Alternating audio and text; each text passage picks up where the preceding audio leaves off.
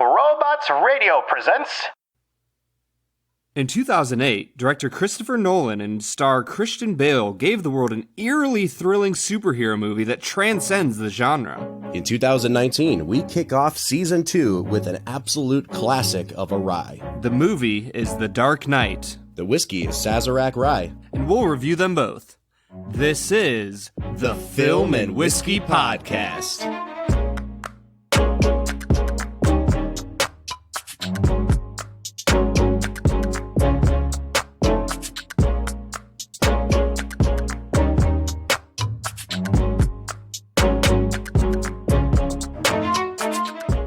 Welcome to the Season 2 premiere of the Film and Whiskey Podcast, the show where each week we review a classic movie and a glass of whiskey. I'm Bob Book. I'm Brad G. And this week, we are looking at the 2008 film, The Dark Knight. Brad, welcome to Season 2, man. It is so good to be back in the studio again.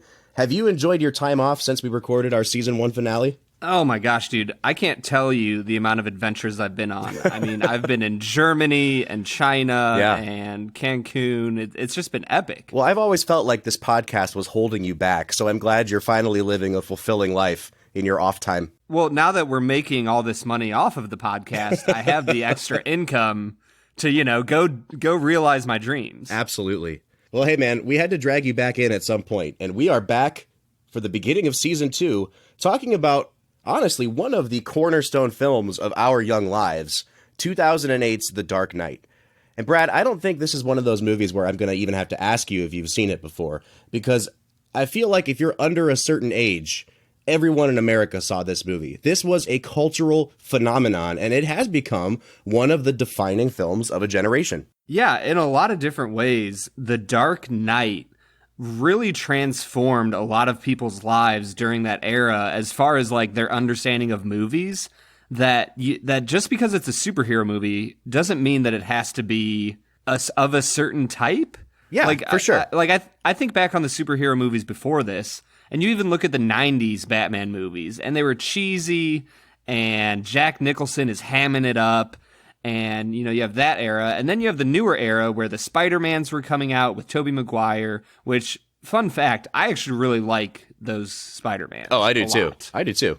Even the first movie in this trilogy, the Dark Knight trilogy, Batman Begins, it still had the classic Christopher Nolan kind of twists and surprises, but I would say it followed the superhero genre more closely. This movie took cinema to a whole new level. Yeah, this really did change the game when it came to superhero films. And Brad, you're right. I mean, I think what we've seen over the years is an evolution in how filmmakers envision superhero tales. I think back to like 1978's Superman the movie with Christopher Reeve. I think that's a phenomenal movie. And you get to the late 1980s and, superheroes had pretty much fallen out of fashion again until Tim Burton takes on Batman. And I look back on Tim Burton's Batman, and I've actually never really been a fan of it, but I find that people of a certain age, people from a certain generation, were really transformed and changed by what that movie did. And at the time, that was considered a really kind of gritty, dark take on it because Burton went for these sort of gothic, expressionistic things in that film. But when you get to The Dark Knight, and I hate to use the word grounded, I hate to use the word gritty or realistic because we're going to overuse it talking about this movie. But what Christopher Nolan did with The Dark Knight is he took, the Batman mythology and he applied it to what is essentially a real life crime tale. Like this movie strikes me more as almost like a crime movie, what you would call like a crime film, like Michael Mann's Heat or something like that, than it does a superhero movie. Does that make sense? Yeah, it feels in a lot of ways like this could be an episode of The Wire. You know what I mean? Yeah, for sure. I remember as I was watching it this time, I guess I had forgotten how much they make Gotham feel like New York City. There is no semblance of this being a superhero comic book movie. Like, even compared to the Marvel movies, which I would say do a pretty good job of setting superheroes in the real world, at least when they're on Earth. Like, compared to those even, this doesn't feel like a superhero movie. And granted, you can talk about how Batman doesn't technically have superpowers. He's just really smart and really wealthy. In the end, this feels like a real-life crime drama. Yeah, it really does. And I think the movie has a lot going for it because it goes in that direction. And, what we see in the years after The Dark Knight is that all sorts of different franchises tried the Dark Knight approach, whether it be within the superhero genre or whether it be something like, James Bond, which rebooted a few years after this with Casino Royale. Everyone tried to take the more realistic, less heightened version of a story and apply it in a gritty way. And The Dark Knight is directly responsible for that. Yeah, I think what you saw there was that people were over the stylized version of superheroes that you had seen in a lot of ways, and they wanted that gritty, realistic type of movie. And in The Dark Knight, you really get that almost to perfection. Well, I don't think we should go any further at this point, though, without busting out our favorite segment on this show. Brad Explains, the part of the show where Brad tells us exactly what this movie was about. So, Brad, can you succinctly sum up for us the film The Dark Knight? Hey, you want to see a magic trick? Was that your Joker? What's that? That was more of my, it was a poor attempt at the Joker. All right, cool. You're off to a good start. But long story short, there's this dude named Bruce Wayne, and he's also Batman. And Batman is cleaning up the city of Gotham, which used to be really, really crappy and crime-ridden. And he's doing such a good job of it that he's about to shut down 3 different mobs and all their rackets. And so they decide to release this madman named the Joker onto the city of Gotham in order to get rid of the Batman. And the Joker comes up with this plan where he's going to start murdering citizens of Gotham day by day until the Batman reveals himself and who he is. And so the rest of the movie is this, like we said earlier, it's a crime drama. They're trying to figure out who the Joker is. They're trying to figure out what his motivations are. Why is he doing the things that he is doing? And through that, you get a fantastic adventure that's just gripping from the very opening scene. Well, hey, that was actually a really good summation, Brad. Nice job, sir. Boom. So The Dark Knight comes out in 2008, directed by Christopher Nolan. We've already touched on this. Nolan has become one of Hollywood's biggest directors. I mean, so much so that he kind of gets his way with whatever he wants now. He can make a movie about anything, and it's just financed. And The Dark Knight is a huge piece in that puzzle, because before he came onto the Batman series, Christopher Nolan was a really critically regarded director who was doing some interesting things. He really dealt with movies that had a lot to do with the human psyche and some dark, twisted stuff in that. His most famous movie before this was Memento. He made Memento. He made a remake of a Swedish movie called Insomnia, and then Warner Brothers picks him up to make Batman Begins.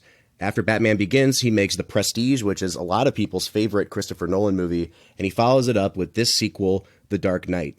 So, Brad, how familiar are you with Christopher Nolan's sort of filmography? Have you seen a lot of his earlier films before The Dark Knight? So honestly, I've seen a lot of Christopher Nolan from Batman Begins on. I don't know if I've ever seen anything from before that. Okay. I've seen Inception and The Prestige and all 3 of the Batmen, and a few of his other newer films. But no, I don't think I've ever seen Memento or Insomnia.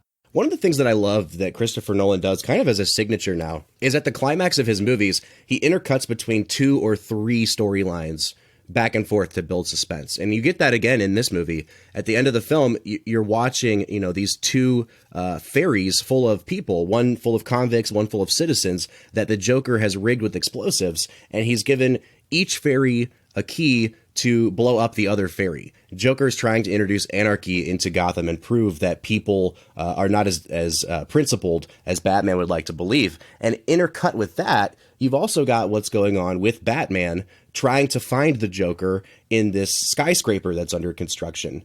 And you see this pattern happening again and again in Christopher Nolan's movies. It's especially prevalent in Inception, where you essentially have 4 different storylines going on at the same time, and they all come to a head. And I think it's just this really interesting pattern you see, and I don't recall if that actually happens in Batman Begins. I think that The Dark Knight might be the first time we see Christopher Nolan employ this signature cutting technique that he does. Yeah, like you said, Inception is probably where it's at its best, where you have all those stories being interwoven, and he's just flashing back and forth between the 2 of them so quickly.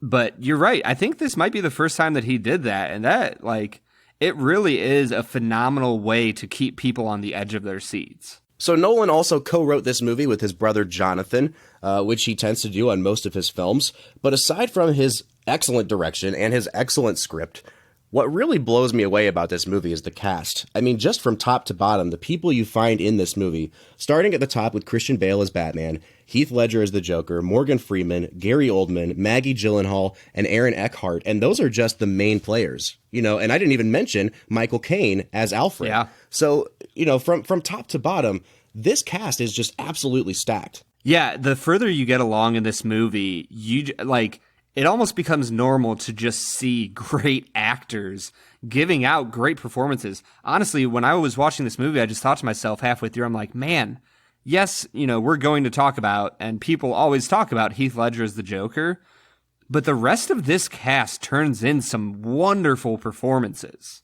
Well, that leads us into our next topic here, Brad, which is the cast. And I guess I want to ask you, who do you want to start with? Because I think we should just go through the cast and give our thoughts on each person. Yeah, let's start small and end big. Does that sound good? Okay. So let's start with Aaron Eckhart as Two-Face. So Aaron Eckhart plays a character, you know, if you're big into comic books, as I was not growing up, then you know the backstory of the character Two-Face. You know, his real name is Harvey Dent. In this film, he is the district attorney of Gotham, who is considered to be, time and time again, they call him Gotham's White Knight. He is the hero that Gotham needs, you know, to rally behind. He has this image of this squeaky clean public servant who is crusading for justice. And by the end of the film, the Joker's sort of maneuvering and his machinations and all that has led Harvey Dent to be horribly disfigured. He's lost the love of his life, and he becomes the villain Two-Face. This city just showed you that it's full of people ready to believe in good. Until their spirit breaks completely. Until they get a good look at the real Harvey Dent. Huh? And all the heroic things he's done. You didn't think I'd risk losing the battle for Gotham's soul in a fistfight with you. Oh, you need an ace in the hole. Mine's Harvey. What did you do? I took Gotham's White Knight, and I brought him down to our level. It wasn't hard. See, madness, as you know, is like gravity. All it takes is a little push. So, yeah, Brad, what do you think about Eckhart in this movie? Honestly, if you put Christian Bale and Heath Ledger as the main two performances, and then you took all the other actors that you named as all like supporting actors, I might say that Aaron Eckhart has the best supporting performance out of anybody in this film. Oh, that's really interesting to me. And I'm actually really happy that we're going to have something to disagree on, because I think we both love this movie. But I kind of find Aaron Eckhart's performance, I don't know if I would call it the worst necessarily, but I think it's probably the campiest of all of them. Like it really? Yeah, to me, it's the one that I think would fit in a regular superhero movie more than any other performance. It's the least grounded. I think, you know, he definitely chews the scenery. His CGI face definitely helps with that, but he seems a little bit broad. He seems a little bit over the top for me. And it might just be because I don't think Eckhart is like that great of an actor to begin with. And he's up against these sort of like titans of acting. But yeah, for me, I liked what he did. I didn't think he was bad necessarily, but if I had to put my finger on one person in this cast that I think I could have maybe swapped out for someone else, I think for me it would be Eckhart. Wow, that actually really surprises me. And for people listening that might not know what campy means, define a campy performance. Oh gosh, that's a little bit hard to do. You know, when I think of camp, like a campy movie, I think of like Rocky Horror Picture Show. I think of like a tongue-in-cheek, almost like winking at the camera. And Eckhart's not going that far overboard where he's like, you know, staring down the barrel of the camera. But I do think that Eckhart in this movie and Jeff Bridges in Iron Man are like cut from the same cloth. It's a little bit more over the top than I think this movie asks for. So he's not pulling a Walter Houston and winking at the camera, literally? He's not going that far, no. Yeah, that's interesting to me. I did not think he was over the top, and partially because, like we talked about earlier, this movie really comes across like a crime drama. And I'm so used to shows like The Wire or NCIS or, other types of crime TV shows having characters that act like this, that are, in pursuit of justice, and I'll never demand anything but the best from my people, but I'll even demand better for myself, and I'll never stop working. Like, that type of character is so ingrained in the crime drama genre that, to me, Aaron Eckhart was like perfect for that role. I thought he performed very admirably. I think that's actually a really good point, because he really does remind me almost less of like a movie style of acting and more of like a I'm on Law and Order type acting.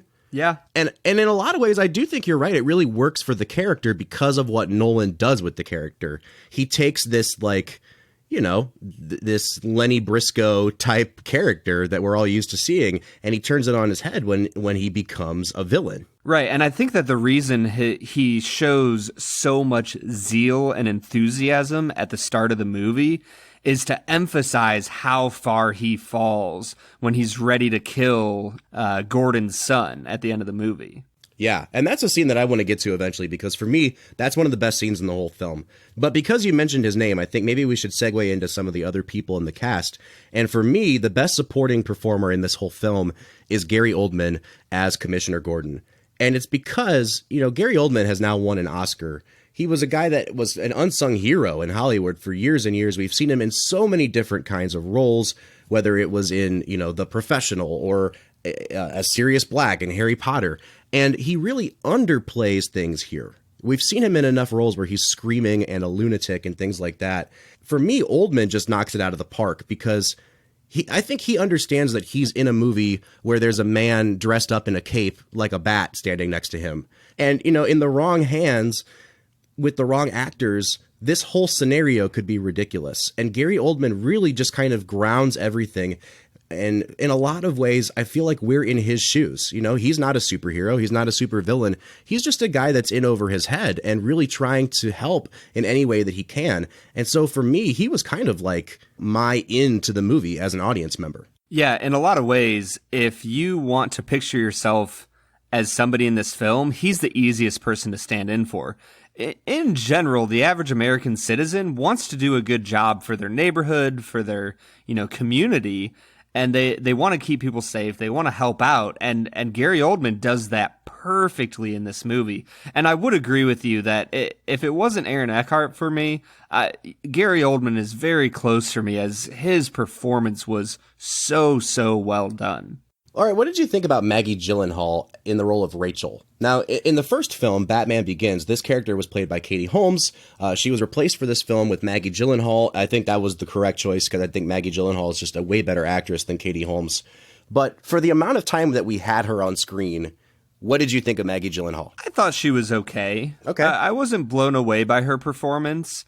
There's a few lines that were delivered in just like a way over dramatic fashion that I wasn't a huge fan of. Yeah. But I mean, overall, like she was pretty good. I'd probably give her like a B-. I don't really think she had that much to work with here either. Her character is probably the most underwritten, which is really sad, because she's one of only a few characters that carried over from the first movie. And I guess we'll get into what happens to her here, but one of the big twists of this film is that she's killed halfway through the film by the Joker. And the first time I saw this movie, I mean, obviously that was not something I was expecting. And it really is such an effective kill, because after that point, you have no idea who's safe and who's not. And I think that Maggie Gyllenhaal's last scene, where she's tied up in this abandoned sort of warehouse surrounded by these oil drums, and she's talking through a phone that's been rigged to Harvey Dent, her boyfriend.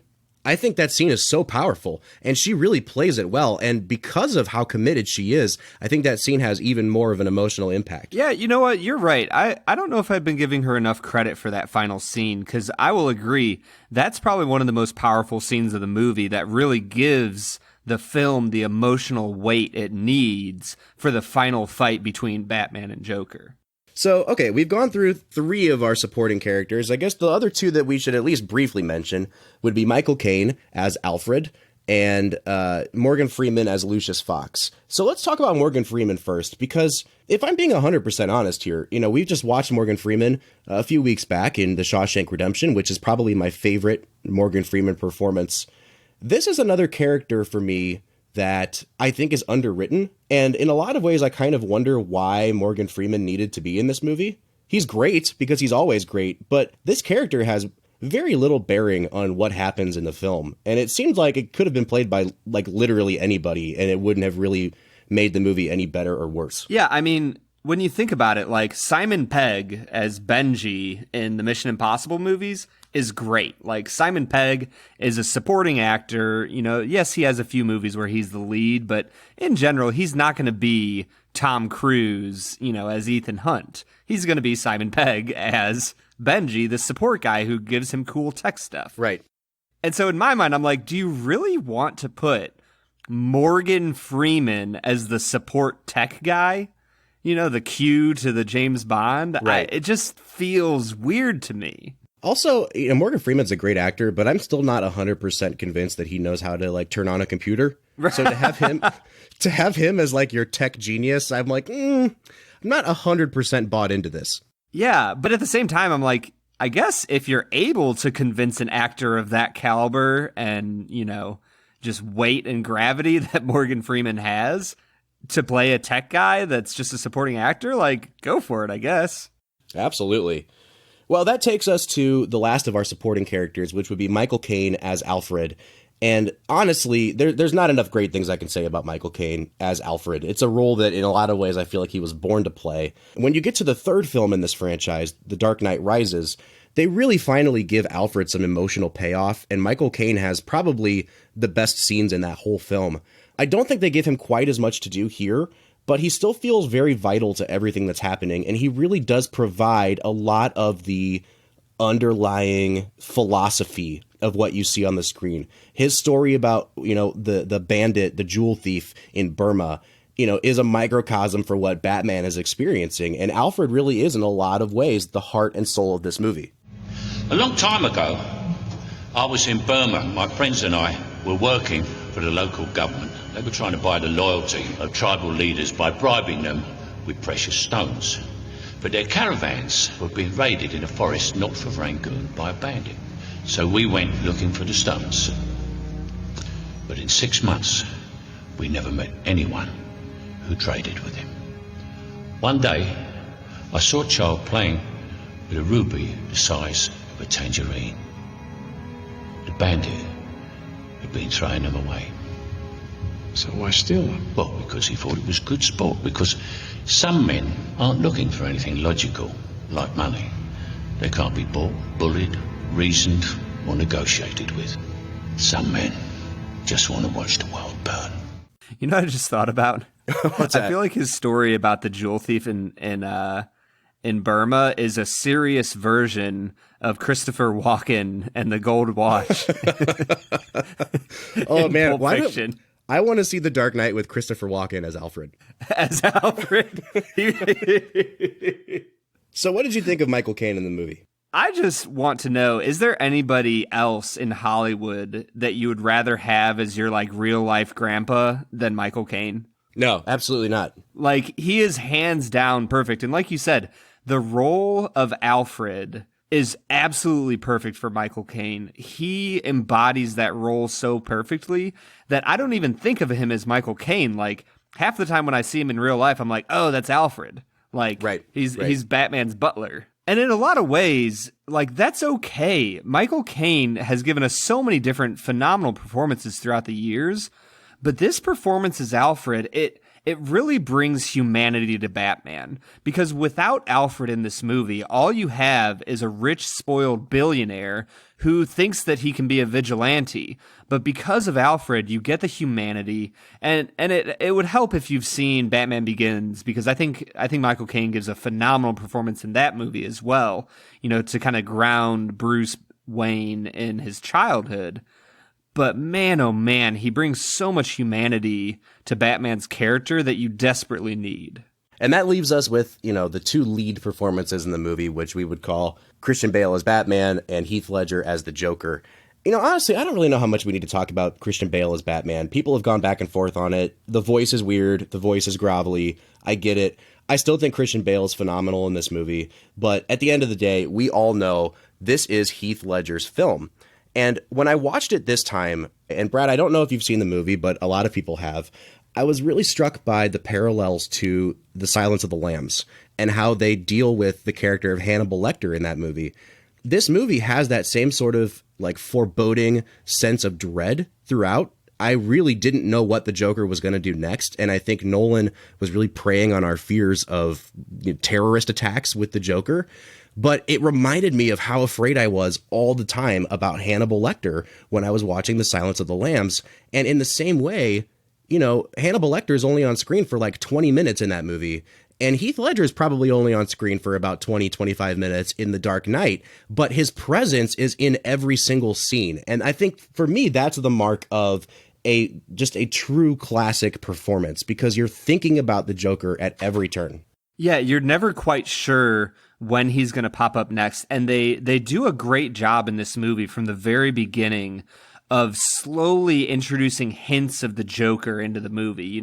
The judge is at the hearing, the opening hearing for all the criminals that they booked with this sting, and she's flipping through her files, and there's a Joker playing card in the file. Yeah. You know what I mean? And so from the very start, you get these little hints and images of like who the Joker is and what he's going to do.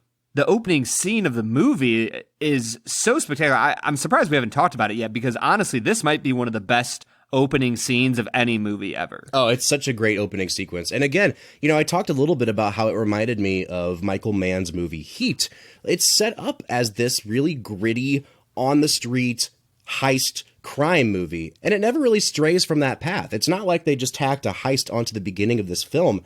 Like, that's the vibe that Nolan wants you to have throughout the movie. And that opening, it sets up everything you need to know about crime in Gotham, about who the Joker is, about how little regard for human life he has, and kind of what his twisted mentality looks like in practice. Yeah, and the cool thing is, from the very start, you kind of get this picture of the Joker that he's always in control. Yep. That he always knows everything that's happening, and that, in a lot of ways, and the thing I love about this is that the comic book nerd in me that grew up in the 90s watching, the classic Batman cartoon, the Joker is a character who puts on this facade of carelessness and chaos and anarchy, and he promotes a philosophy of anarchy, but in reality, he is one of the most controlling villains that you can have. He knows exactly how he wants things to go. He knows exactly what buttons to push to get people to do the things that he wants them to do. He's completely meticulous in the way he plans everything out. And that's one of the things I love about Nolan's script, is that it allows the Joker to contradict himself, knowing that it's not a plot hole, but it actually increases the sort of mystique behind the Joker. One of the best things about his character in this movie is that at two different points in the movie, he tells two different stories about his origin, about how he got his scars, and they're completely different stories. And the signal to the audience is, wow, these are both probably BS, but he knows exactly which story to tell in which situation. The one about having a beautiful wife is the one that he tells to Harvey Dent's girlfriend. He knows how to get under people's skin. So I had a wife, beautiful, like you, who tells me I worry too much, who tells me I ought to smile more, who gambles and gets in deep with the sharks. Hey, one day they carve her face. We have no money for surgeries. She can't take it. I just want to see her smile again. I just want her to know that I don't care about the scars. So, I stick a razor in my mouth and do this to myself. And you know what? She can't stand the sight of me.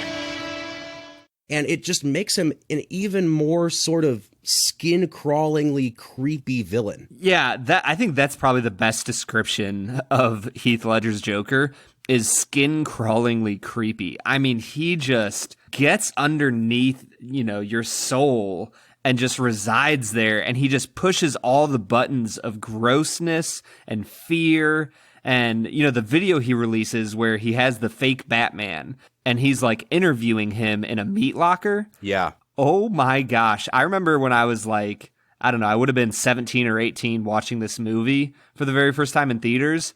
Like, I just remember my skin just itching with how fear-inducing that little video was. Well, and I think that gets to a really good point, Brad, and we'll touch on this after the break, but I really struggle a lot with the violence in this movie. This is a PG-13 movie that many people even today would argue should have been rated R. And I think the fact that the violence is generally bloodless still shouldn't take away from the fact that the violence in this film is different than the violence you see in a Marvel movie. In those movies, it's people shooting lasers at each other and things like that. And yes, people die, but the violence in this movie is so brutal and so dark.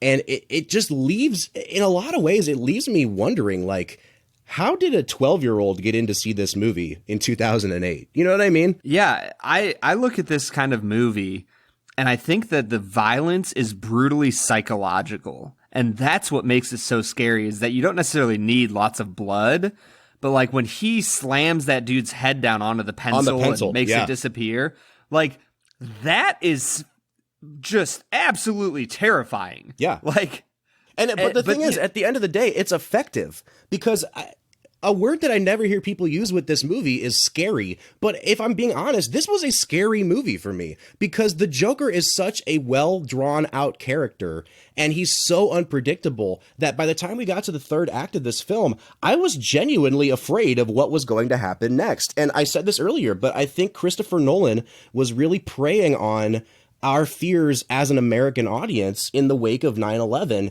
And if we're being honest about the Joker, and he's called this in the film, he's a terrorist. He's committing acts of terror. And so we don't know what's going to happen. Is he going to blow up these bridges and tunnels like he's, promising to? From the very beginning of the film, we see people getting shot and killed, and which is something we don't typically see in superhero movies.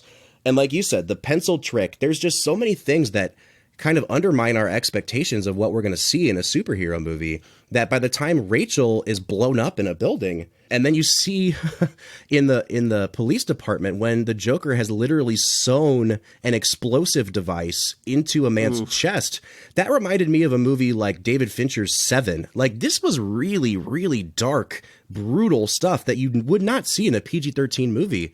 And I still don't know how I feel about it being rated PG-13, but I can say that the violence was effective. 100%. It was so effective in communicating the fear that gripped Gotham City over the emergence of the Joker. Yeah. So there's more things I want to talk about with the Joker and his plot to, destroy Batman and so on and so forth.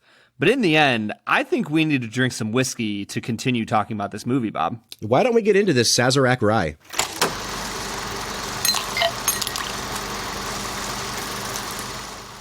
All right, so today we are checking out Sazerac Rye. This is also known in the industry as Baby Saz. Sazerac Rye is a really historic name. If you've ever heard of the cocktail, a Sazerac, that's where this is supposedly gets its name from. Sazerac is currently being produced by Buffalo Trace. It's called Baby Saz because this is the 6-year version. Buffalo Trace every year releases a collection called their Antique Collection, which is 5 different kinds of whiskey that will retail for hundreds and hundreds of dollars. And there is a Sazerac in that collection that's 18 years old. But this is called Baby Saz. People love to pick it up as an alternative to the really expensive kind. It flies off shelves. In the state of Ohio, it only costs $25, but you will be lucky to find it anywhere, and in many states, you're going to have to pay double that price at least to get your hands on a bottle of Baby Saz. Brad, have you ever heard of this brand before? Yeah, I have heard of Sazerac Rye, and I'm actually really excited to try this because I've heard the legend of how fast it flies off shelves. So I'm excited we got our hands on some. Yeah, me too. This was actually donated by one of the professors at the university I work with. So Dr. Reamer, thank you very much for this bottle of Sazerac Rye. Brad, we've poured it out. What do you think of the nose on this bad boy? Honestly, it has a really pleasant nose. There's nothing offensive about it. You get that little hint of rye. It's not crazy strong.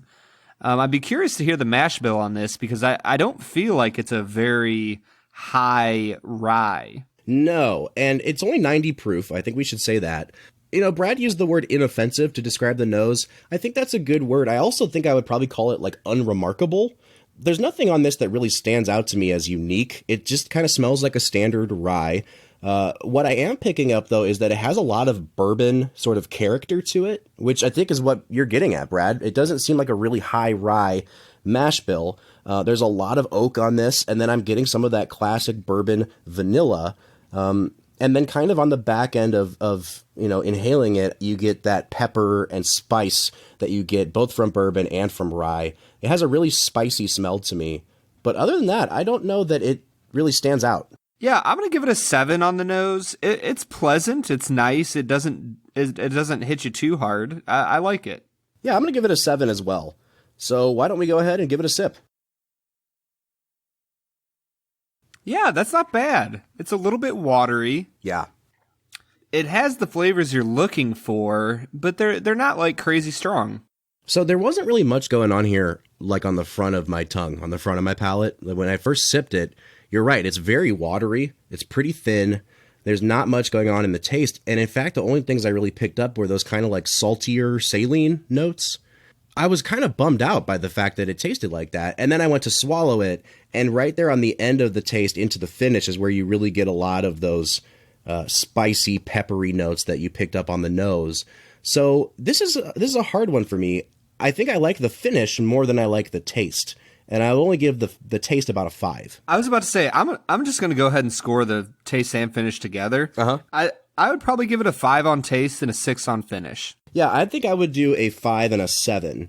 So far, we're pretty much spot on each other's estimate here in what we think of this rye.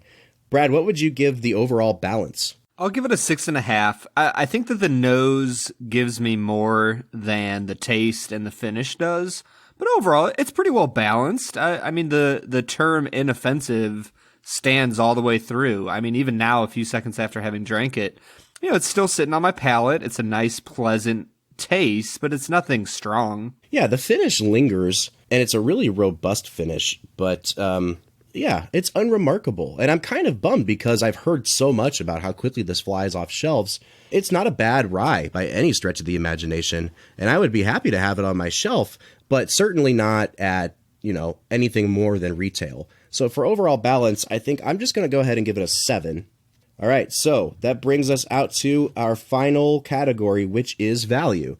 Now, we've said that in the state of Ohio, this is $25, but Brad, what do you think about it? Yeah, honestly, $25 is a good value for a whiskey like this. It's a good, pleasant whiskey.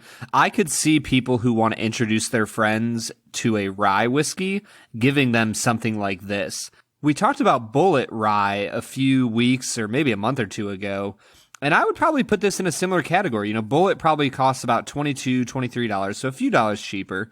But it's a good introductory rye. It's not going to hit you crazy hard. I'm going to go ahead and give it a 7 for the value. I'm also going to give it a 7 because I think that most of the people listening to this podcast are not going to be able to get this bottle for $25. And so my recommendation would be if it's any more than retail, you don't need to buy it. But the fact is, for a lot of you guys, that's not an option. So I do think it's worth trying. If you go to a bar and they have it on the menu, I would recommend tasting it. When it comes to buying a bottle, it's really going to be dependent on where you live in the United States and what the availability is. So I'm just going to stick at a 7. Yeah, I think that's a fair score. And that brings me out for my total to a 31.5. And that brings me out to a 33. So for our final scores, it brings us out to a, what would that be? 32.25. Or a 64.5 out of 100. Yeah, which I think is a really fair score. I think so too. This was a good rye, and I'm really starting to realize the variety of rye whiskey that there is. I was a guy that from the beginning of this podcast said I don't really like rye that much, but I'm finding more and more that it really just depends on that mash bill. It depends on the age, and it just depends on your palate. And so this is one that I would probably actually choose this over our Bullet Rye that we tried because it's a little less harsh. And I would recommend it. Yeah, I would recommend it too. And I would agree, Bullet Rye is a little bit stronger with its rye flavor, whereas this one is really smooth. I think that might be the defining word I'm going to use is smooth. It's a nice smooth rye. So yeah, I would definitely recommend. Brad, what do you say we keep sipping on this as we get into the back half of our show and finish talking about the film The Dark Knight?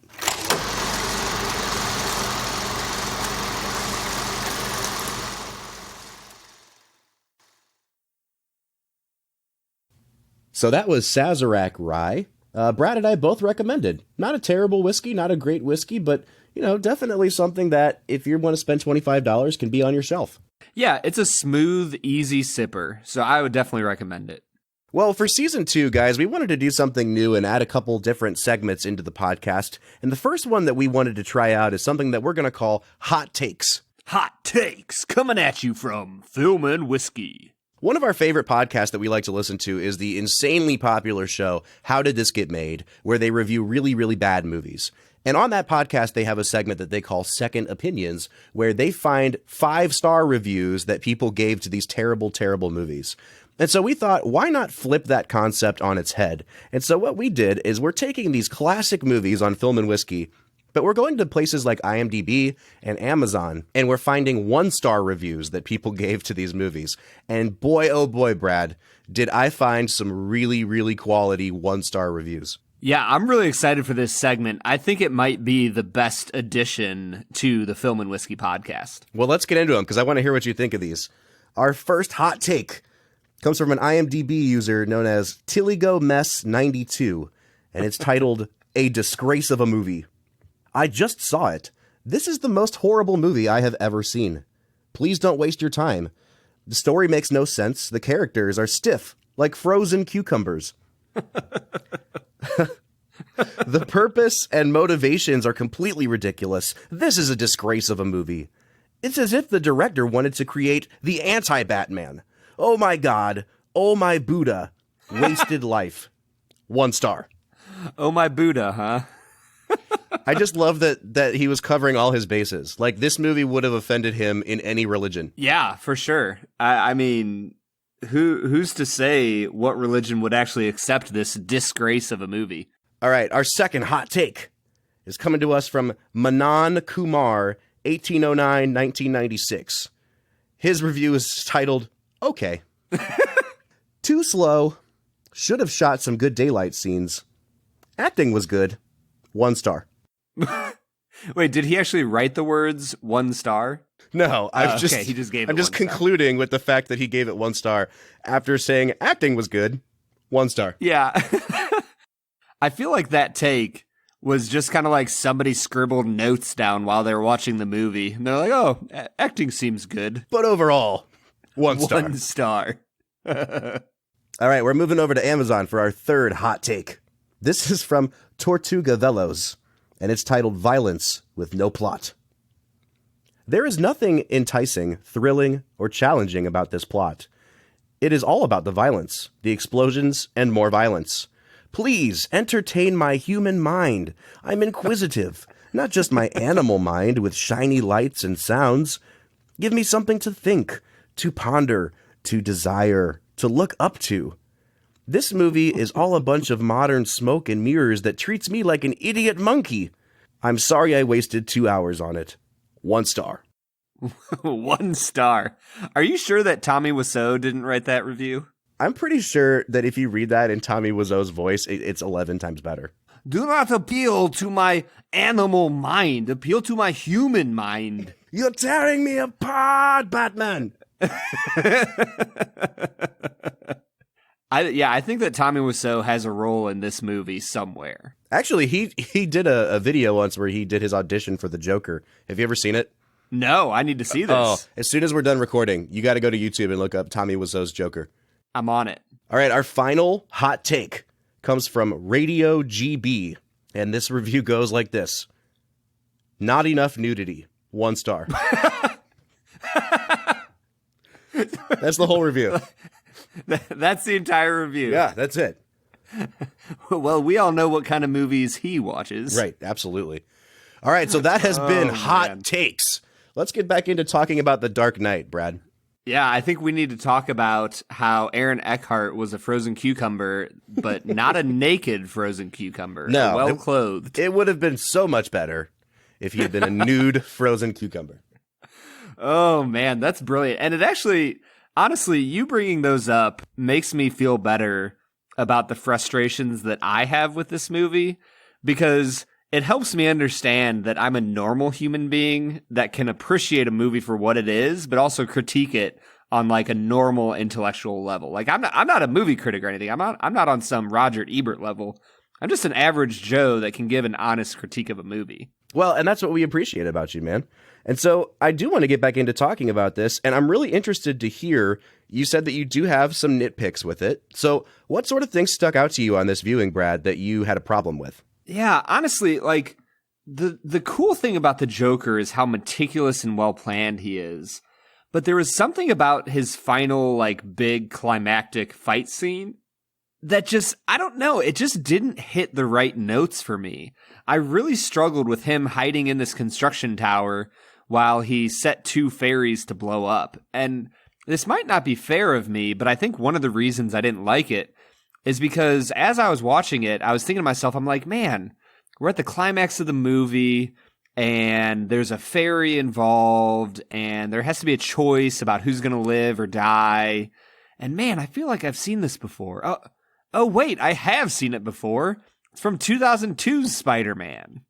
Like, do you think I'm crazy for seeing, like, analogies between that movie and this? And I know they're not the exact same situation, but I really struggled because I was like, man, this is like a very, very similar situation as to another superhero movie I just saw 6 years ago. I understand where you're getting that from. I honestly wasn't thinking about it. And I don't think it's a bad comparison, but I do think that what's going on in The Dark Knight is a little more complicated than that, because what the Joker's doing is he's not giving Batman a decision of who to save, the way that the Green Goblin is doing in Spider-Man.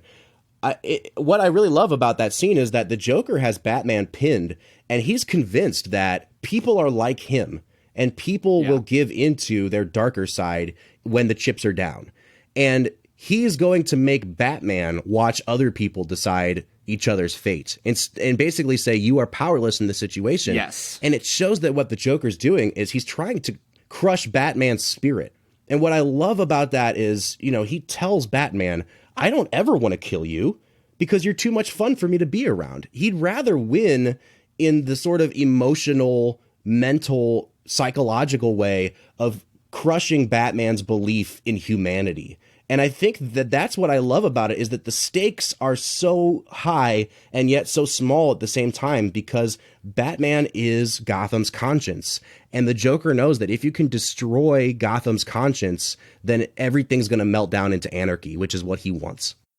So all the Spider-Man stuff kind of put to the side, I also just really struggled with the Joker's scene of him being in the construction building, because like the coolest thing about the Joker is that even though he uses other people, minions to accomplish his means, he doesn't actually trust any of them, and he doesn't include them into the plot to the point of the fact that he kills them, at the start of the movie as soon as they outlive their usefulness. Whereas now here at the end of the movie, all of a sudden the Joker is like using dogs to protect himself, like the one mobster was doing. And he's using a bunch of gangsters that are dressed up like doctors to try and kill the SWAT team. And it just feels like he goes from being this self-sufficient, maniacal, brilliant, genius criminal mastermind to just another ho-hum criminal that, can't do his own work by himself. It just felt like a really weird shift for me.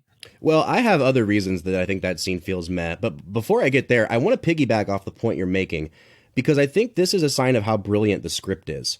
You're talking about how the Joker goes from being a guy who really only does rely on himself to, by the end of the film, essentially being no different than the mobsters he was trying to get rid of.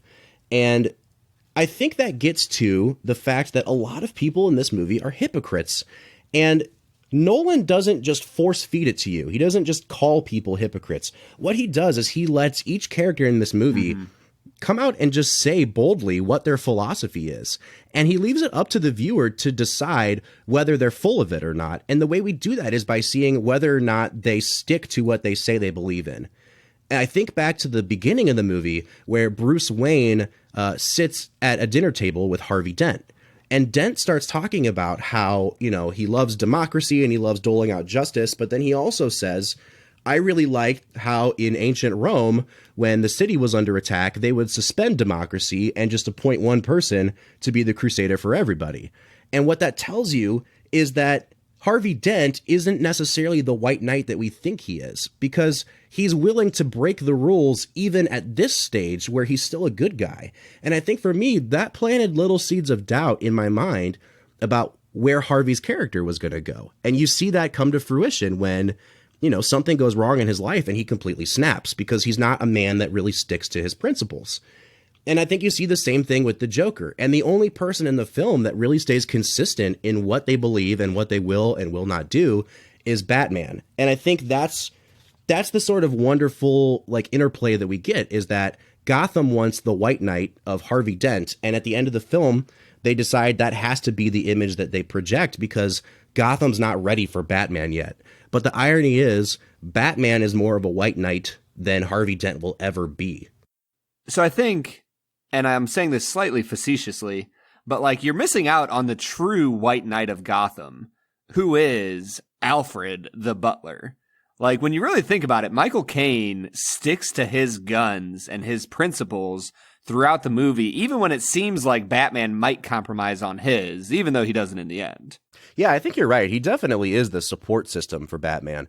And I think it's funny because Batman, for being a guy that, you know, doesn't kill people, he definitely seems to kill like at least 5 people in this movie. And easily. He throws at least 11 dogs off of a skyscraper throughout the course of this movie too. Those poor dogs, you know, he's throwing them down the car ramp at the start of the movie and down a not built yet elevator shaft at the end of the movie. Like those poor Rottweilers, what did they ever do to?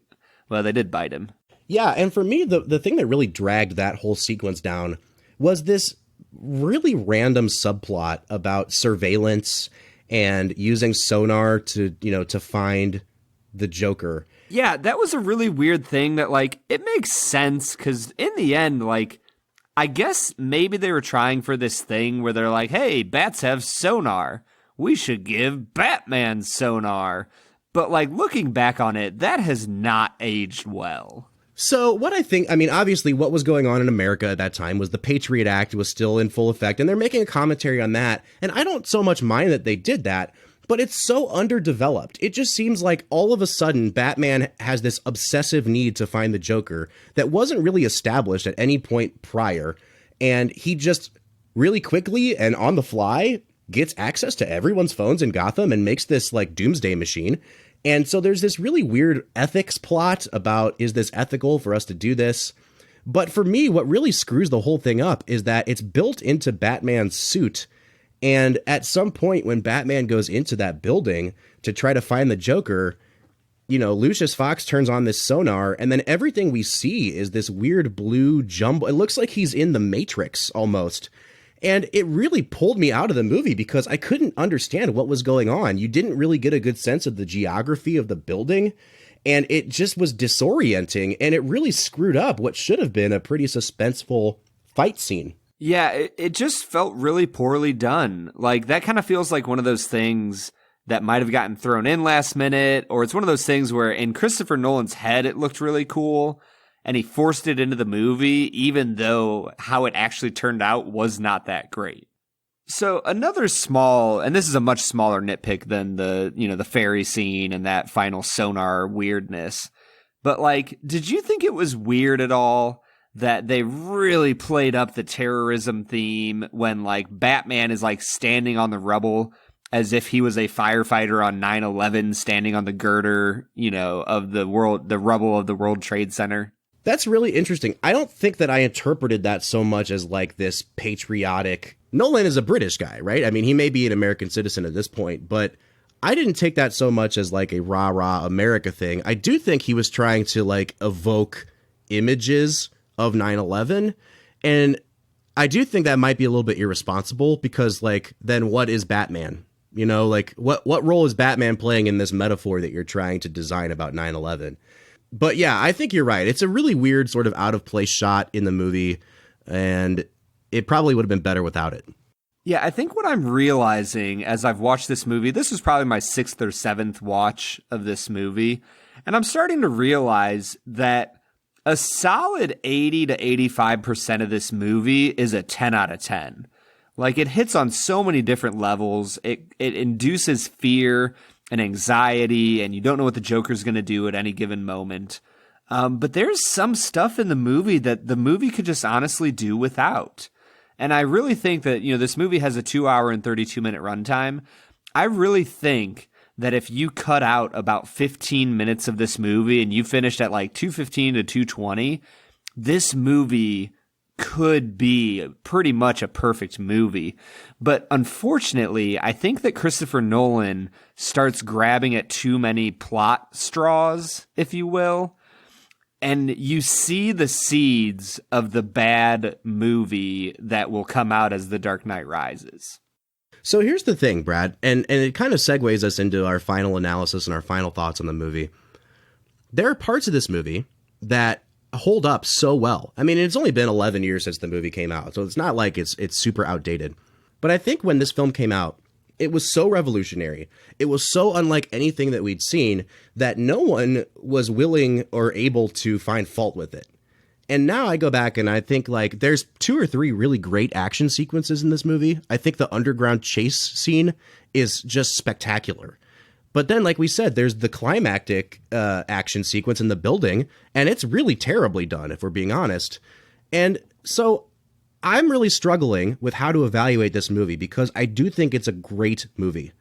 But I also wonder sometimes, like, when I've seen a movie as many times as I've seen The Dark Knight, and I love a movie as much as I love The Dark Knight, am I just trying to find things to nitpick? Or is this actually a movie that has a few more flaws than we just wanted to admit 10 years ago? Yeah, I don't think it's a bad thing at all to recognize that there's some faults in this movie. There's some fat on the movie that needs to be trimmed off. And it's interesting because, when I watched the original Batman of this trilogy, Batman Begins, that movie is extremely tightly wound. It moves quickly from scene to scene, and you don't have all these extraneous, plot lines that you need to follow. And so, unfortunately, I think you see how this movie leads you to The Dark Knight Rises, where there's just so much going on that it ends up being a pretty bad movie because of everything that's happening. And so while I definitely like The Dark Knight more than Batman Begins, and I think The Dark Knight is a better movie than Batman Begins, I think that Batman Begins had some elements that probably should have stayed in the second movie. Yeah, I definitely still prefer this one to to Batman Begins, just because this one has more to say. And I feel like Batman Begins is just a pretty standard like origin story. One of the things I've also found myself really struggling with this time around is how much am I holding The Dark Knight responsible for all of the crappy, quote unquote, dark movies that came out after it? Because it was so influential, and I felt like movie studios really misread what the public loved about this movie, and they just thought they needed to make everything gritty and dark. And for a long time now, we've been stuck in this rut of like the gritty, dark superhero movie. And even the MCU movies that are kind of lighter fare. I actually just watched another DC movie the other day. I watched Shazam, and that movie was kind of a mess because part of it was this really happy-go-lucky, story about a 13-year-old who becomes a superhero. And then the other part of it was like about these demons that would eat people's heads off. And it was just weird. It was this weird jumble of like, does everything have to be dark now? And, I don't think we should blame The Dark Knight for that.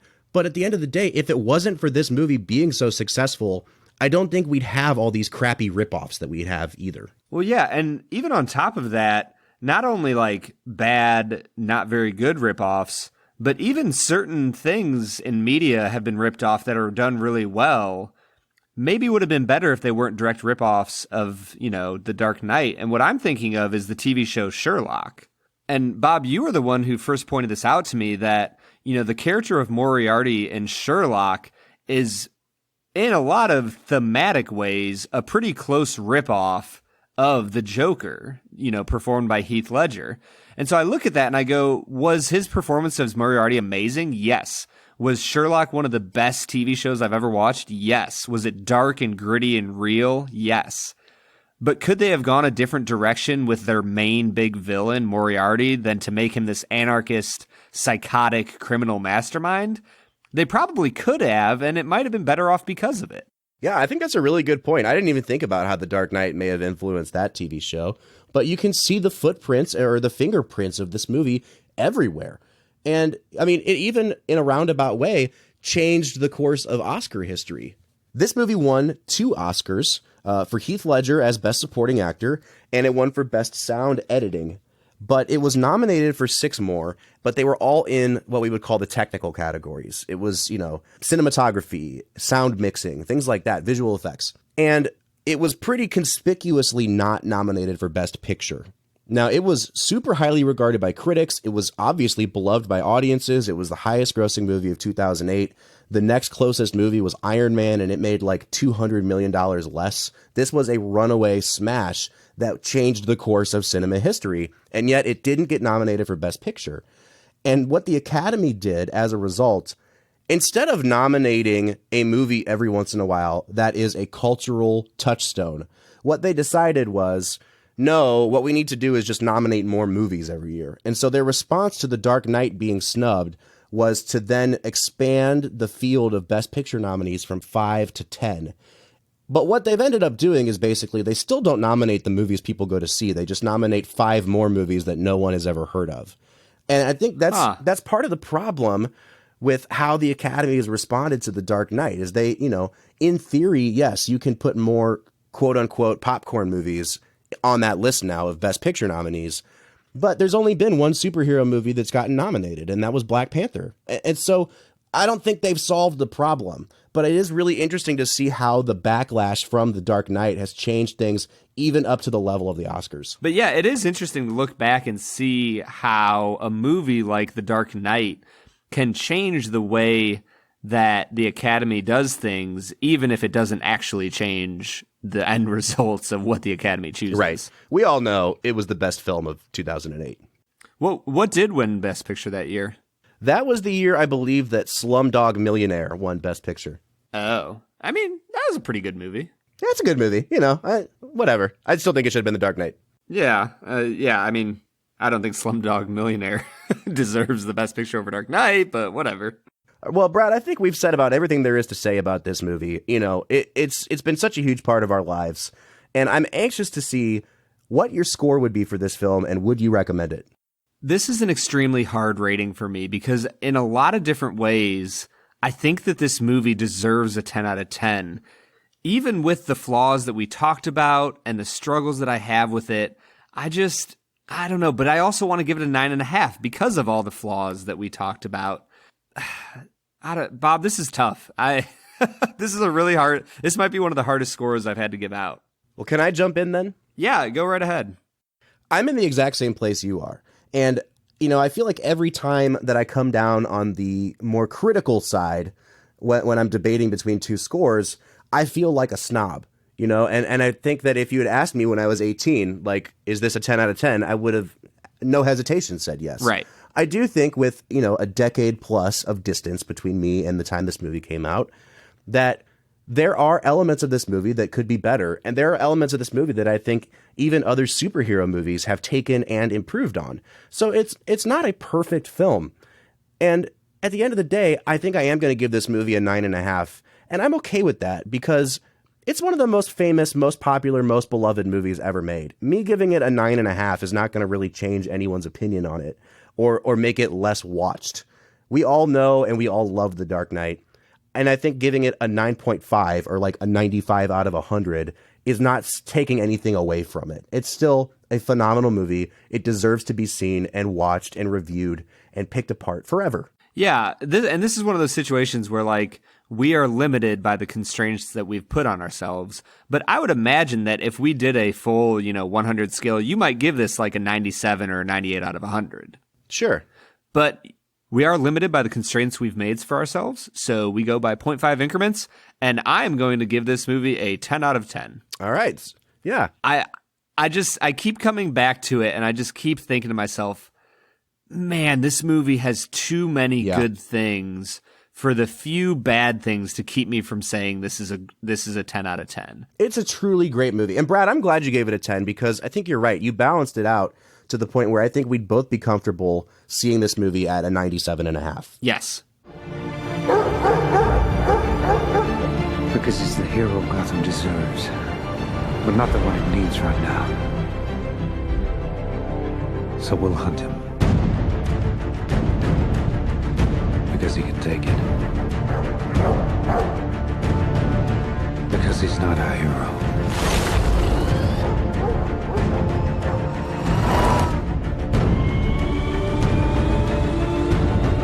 He's a silent guardian, a watchful protector, a dark knight. Well, there you have it, folks. We both recommend, we both give it incredibly high scores. If you haven't seen The Dark Knight, first of all, where have you been living? Under a rock for the last 10 years? Yeah. Are you one of those reviewers that wrote one of those stupid reviews? Not enough nudity. 1 out of 10.